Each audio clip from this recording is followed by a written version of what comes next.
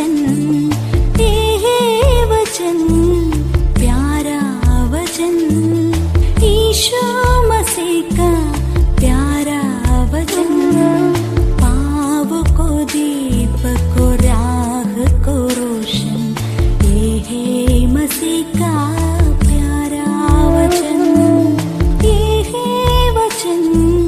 परमेश्वर के धन्य नाम की महिमा हो। प्रभात मनन के सत्र 2084 में आप सभी का बहुत ही विनम्रता के साथ स्वागत करता हूं। आइए आज के मनन के लिए हम पढ़ते हैं इब्रानी अध्याय 11 पद 20। विश्वासी से इसहाक ने याकूब और एसाव को आने वाली बातों के विषय में आशीष दी। विश्वास के भविष्यकालीन परिप्रेक्ष्य पर हम पूर्व में भी मनन कर चुके हैं। अब्राहम का विश्वास उन्हें संसार से अधिक अपने अनंतकालीन स्वर्गीय जीवन को अधिक महत्व देने के लिए प्रेरित किया था। इब्रानी 11 की 9 और 10 प्रारंभ में पढ़ी गई पद में अब्राहम का बेटा इसहाक के विश्वास के द्वारा विश्वास के भविष्यकालीन परिप्रेक्ष्य की ओर लेखक एक और बार हमारा ध्यान को ले जा रहा है। इसहाक एक ऐसा भक्त इंसान था जिन्होंने पवित्र शास्त्र के रचना काल के पूर्व में जीवित रहते हुए भी एक ही महिला से विवाह करके उसी के साथ एक विश्वास योग्य वैवाहिक जीवन बिताकर नया नियम सिखाने वाला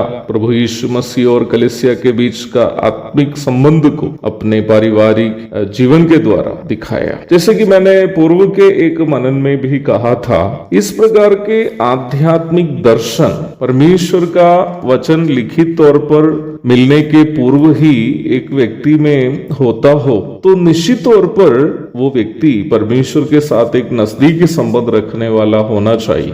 अवश्य इसहाक एक ऐसा भक्त इंसान था जिन्होंने परमेश्वर के साथ एक नजदीकी संबंध रखता था। प्रारंभ में पढ़ी गई पद में इसहाक के द्वारा अपने दोनों पुत्र एसाव और याकूब को दी गई आशीषों को सूचित करते हुए उनके विश्वास का भविष्यकालीन परिप्रेक्ष्य की ओर लेखक हमारा ध्यान को आमंत्रित कर रहा है। विश्वास ही से इसहाक ने याकूब और एसाव को आने वाली बातों के विषय में आशीष दी। आत्मिक परिप्रेक्ष्य में देखने पर याकूब और एसाव दो प्रकार के जीवन शैली के प्रतिनिधि हैं। याकूब एक व्यक्ति के रूप में कई कमी घटियों का इंसान था। स्वभाव से वह एक चालाक व्यक्ति था, परंतु उन सभी कमी घटियों के होने पर भी तात्कालीन सांसारिक सुखों से बढ़कर ईश्वरीय आशीषों को पाने के लिए वह दिलचस्पी रखने वाला एक व्यक्ति था। एसाव ने जब तात्कालीन भूख को मिटाने की बात सोच रहा था, याकूब परमेश्वर की ओर से मिलने वाला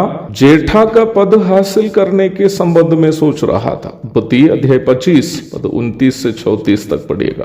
वैसे ही अपने कमी घटियों को जानने के कारण हो सकता है वो यहाँ तक परमेश्वर से भी रो रो कर आशीष प्राप्त करने के लिए विनती की। उत्पत्ति 32 की 26 और होशे 12 की 4 पढ़िएगा। एक व्यक्ति के रूप में कमी घटियां होने पर भी याकूब के हृदय की गहराई में ईश्वरीय अथवा आत्मिक बातों को महत्व देने वाला एक विशेष स्वभाव था। इसहाक याकूब का निम्न आत्मीय दर्शन को अवश्य जानता था, इसलिए इसहाक ने याकूब को इस प्रकार आशीष दी। सर्वशक्तिमान ईश्वर तुझे आशीष दे और फलवंत करके बढ़ाए और तू राज्य की मंडली का मूल हो। वह तुझे और तेरे वंश को भी अब्राहम की सी आशीष दे कि तू यह देश जिसमें तू परदेशी होकर रहता है और जिसे परमेश्वर ने अब्राहम को दिया था उसका अधिकारी हो जाए। उत्पत्ति 28 की 3 और 4। इसहाक ने अपने पिता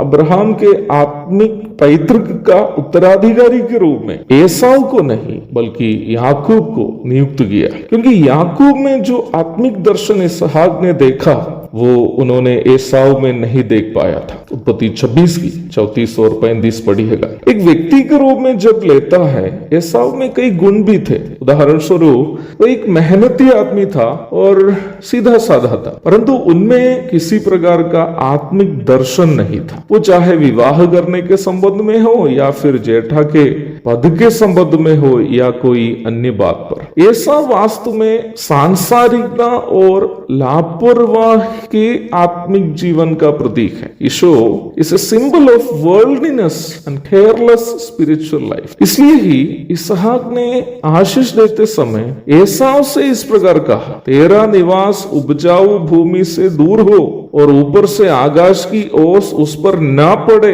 तू अपनी तलवार के बल से जीवित रहे और अपने भाई के अधीन तो हो, पर जब तू स्वाधीन हो जाएगा तब उसके जुए को अपने कंधे पर से तोड़ फेंके। उत्पत्ति 27 की 39 और 40 पद। इसहाक का विश्वास उन्हें अपने बच्चों के आत्मिक स्थिति के बारे में अवगत होने के लिए प्रेरित किया और मृत्यु के पूर्व उन्होंने अपने बच्चों को ये अवगत भी कराया कि वे जिस प्रकार के जीवन बिता रहे हैं उसका क्या परिणाम होगा। मुझे सुनने वाले प्रिय भाई बहनों, क्या हमारा विश्वास हमें अपने बच्चों के आत्मिक स्थिति के बारे में अवगत कराता है? क्या हम अपने बच्चों को चेताता है कि सांसारिकता में डूबकर एक लापरवाही का जीवन बिताने का क्या परिणाम होगा? क्या हमारा विश्वास हमें अपने बच्चों में एक आत्मिक दर्शन उत्पन्न करने में कामयाब बनाया है? उन्हें आपको परखने के लिए आज सुबह प्रभु हम सबकी मदद और सहायता करे।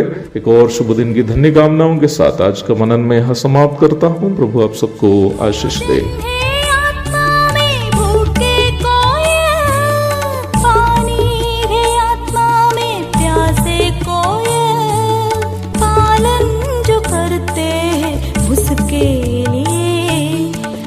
आशीष पाने का साधन है।